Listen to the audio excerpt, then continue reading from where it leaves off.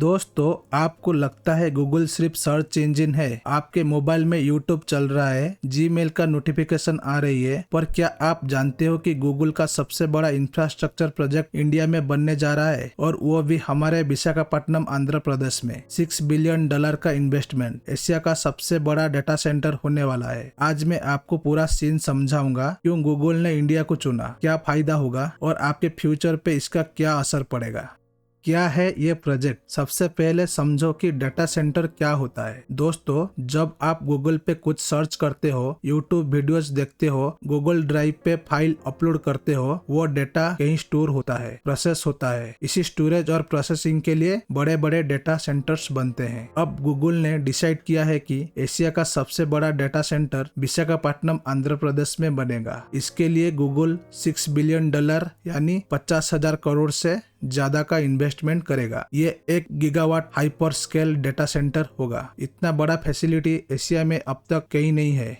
क्या होगा इसका इम्पैक्ट? दोस्तों, इसका इम्पैक्ट सिर्फ गूगल तक सीमित नहीं है। ये प्रोजेक्ट विशाखापट्टनम को एशिया का सबसे बड़ा टेक हब में एक बना देगा। आंध्र प्रदेश गवर्नमेंट ने प्लान किया है कि वो 6 गीगावाट कैपेसिटी का डाटा सिटी बनाएगा। गूगल का ये प्रोजेक्ट उसमें 1 गीगावाट का होगा। डायरेक्ट एम्प्लॉयमेंट मिलेगा हजारों लोगों को, IT engineers, data specialist, electrician और कंस्ट्रक्शन वर्कर्स। और सबसे इम्पोर्टेंट, रिन्यूएबल एनर्जी। गूगल इस प्रोजेक्ट में $2 बिलियन सिर्फ ग्रीन एनर्जी के लिए इन्वेस्ट करेगा। मतलब ये पूरा फैसिलिटी सोलर और वाइंड एनर्जी से चलेगी। ग्लोबल कंपनीज इंडिया में आना चाह रहे हैं, क्योंकि यहाँ का मार्केट बड़ा है और इंफ्रास्ट्रक्चर तेजी से ग्रो कर रही है।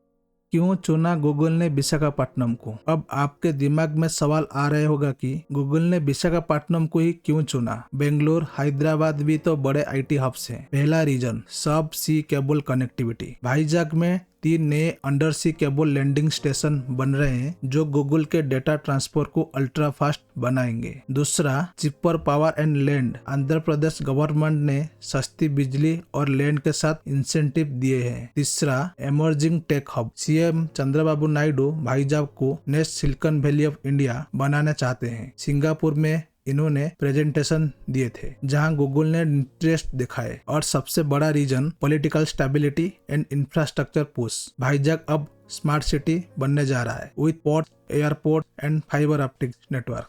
आपको क्या फायदा होगा? अब दोस्तों, सवाल उठा कि हम जैसे नॉर्मल लोगों को क्या फायदा मिलेगा इस प्रोजेक्ट से। Faster Google service, YouTube, Google search, Gmail, सब कुछ लाइटनिंग फास्ट होगा। Local job opportunities, IT graduates के लिए नया job openings. Tech ecosystem development, छोटी IT कंपनीज और स्टार्टअप के लिए इंफ्रास्ट्रक्चर तैयार होगा। डिजिटल इंडिया को बूस्ट। डाटा स्टोरेज इंडिया में होने से डाटा प्राइवेसी और सिक्योरिटी और स्ट्रांग होगी। मतलब इनडायरेक्टली ये प्रोजेक्ट आपके डेली इंटरनेट एक्सपीरियंस को नेक्स्ट लेवल पे ले जाएगी।